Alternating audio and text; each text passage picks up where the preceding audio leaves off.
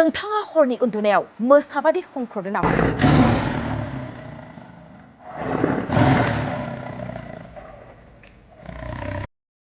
जुदि नों हरनि उन्दुनायाव गन्थंजों हंख्रनानै गुबुननि उन्दुनायखौ आद्रा खालामो अब्लानिया सांग्रां जा, नङाब्ला जेलनि साजाबो मोननांनो हागौ।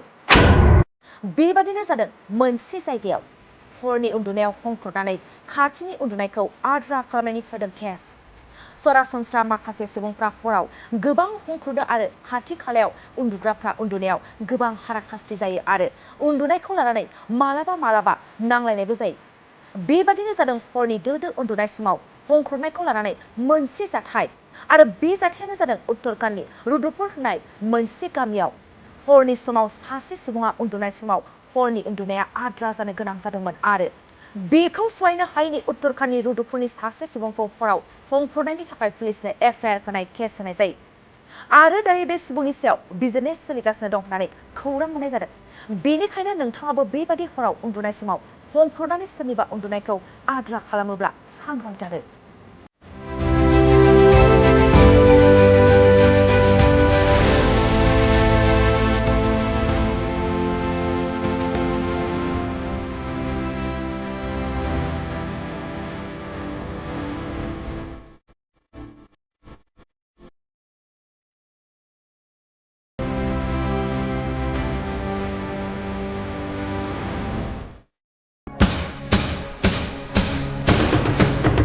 नोंथांमोना गावबा गावनि गथ'खौ सासे राफोद गेलेगिरि खालामनो गोसो दं नामा?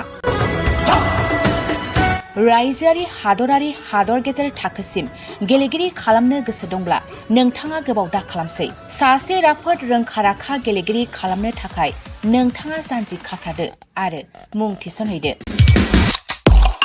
चिरां जिल्लानि सिङाव थानाय सोलिफु फोरोंसालि बल्लामगुरि काराटे एकाडेमि फोनांजाब राहा 8720903713 बड' हाउस काराटे एकाडेमि दलाइगाव फोनांजाब राहा 6900451157 बेंटल काराटे एकाडेमि फोनांजाब राहा 9678041226 बिरनगाव काराटे एकाडेमि फोनांजाब राहा 6901341656 आरो दालिगाव काराटे एकाडेमि फोनांजाब राहा 8720903713 बैफोर मख'नाय सोलोंसालिनिफ्राय सिगांनिफ्रायनो रायजोआरि हादरारि हादर गेजेरारि थाखोनिफ्राय बान्था मोननो हानाय सोलोंसाफोर मोननो हाबोनाय सोलोंसालि। बे मख'नाय फोरोंसालियाव रोंगौथि गोनां फोरोंगिरिया फोरोंथाय होनानै नोंथांनि गथ'खौ सासे राफोद गेलेगिरि सोरजिनायाव मदद आरो जाफुंसार खालामगोन।